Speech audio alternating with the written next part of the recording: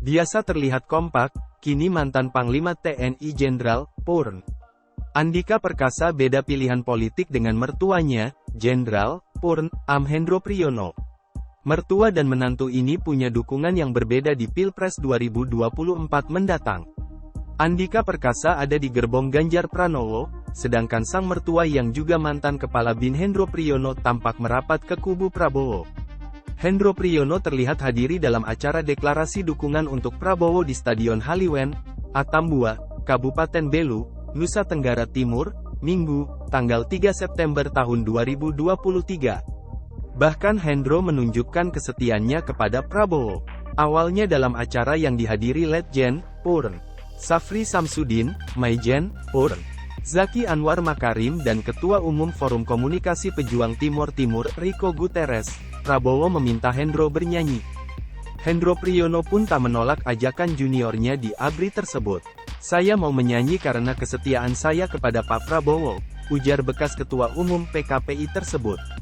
Sementara dari kubu seberang, sang menantu, Andika Perkasa, yang awalnya sempat digadang jadi cawapres Ganjar, akhirnya ditunjuk sebagai Wakil Ketua Tim Pemenangan Nasional, TPN, Ganjar Pranowo.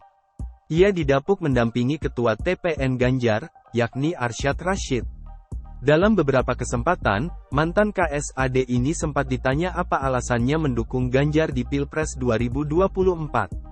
Ia hanya menjawab, "Ini persoalan hati dan pribadinya yang lebih cocok."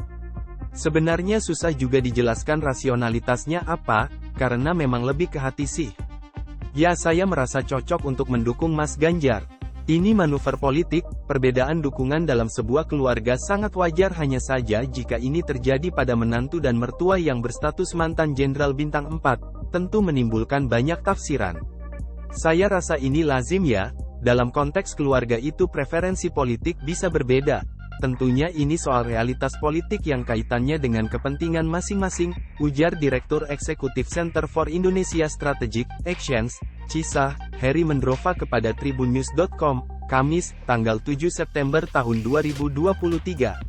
Misalnya saja, Andika masuk jadi bagian dari koalisi pendukung Ganjar karena berpotensi menjadi pendamping ataupun menteri, jadi ini menjanjikan juga, sedangkan Hendro Priyono menjadi pendukung Prabowo karena pernah bersama-sama dalam tugas kemiliteran, bahkan Hendro sendiri besar dan jaya di era Soeharto, tentunya ini fakta historisnya, kata Heri.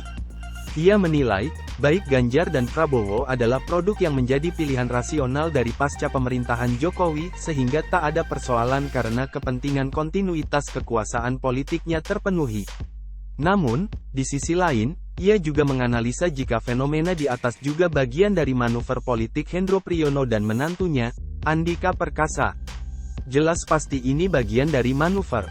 Saya lebih melihatnya pada arah dukungan Jokowi yang belum menentu, sehingga semua kini sedang bermanuver, termasuk elit parpol pendukung Jokowi."